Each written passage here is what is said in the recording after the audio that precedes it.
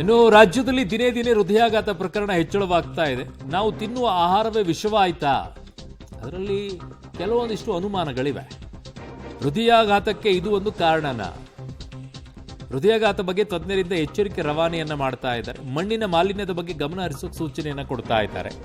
ಮಣ್ಣಿನ ಮಾಲಿನ್ಯಕ್ಕಿಂತಲೂ ಹೆಚ್ಚಾಗಿ ಮೊದಲು ಅಲ್ಲಿ ಬಳಕೆ ಮಾಡುವಂತಹ ರಾಸಾಯನಿಕ ಏನಿದೆ ಗೊಬ್ಬರಗಳು, ಅವುಗಳ ಬಗ್ಗೆ ಹೆಚ್ಚಿನ ಒತ್ತನ್ನು ಕೊಡಬೇಕು.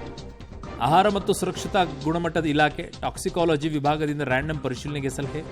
ರಾಜ್ಯದಲ್ಲಿ ಆಹಾರ ಹಣ್ಣುಗಳ ಮೇಲೆ ವಿಪರೀತ ಕೆಮಿಕಲ್ ಅನ್ನು ಸಿಂಪಡಣೆ ಮಾಡ್ತಾ ಇದ್ದಾರೆ. ಜನನೂ ಕೂಡ ಅಷ್ಟೇ, ಎದೆ ನೋವು ಬಂದಿದೆ ಅಥವಾ ಹಾರ್ಟ್ ಅಟ್ಯಾಕ್ ಇರ್ಬೋದು ಅಂತ ಮನಸ್ಸಿಗೆ ಅನಿಸಿದರೆ ವಿಳಂಬ ಮಾಡಬಾರ್ದು, ಹೋಗ್ಬೇಕು ಆಸ್ಪತ್ರೆಗೆ.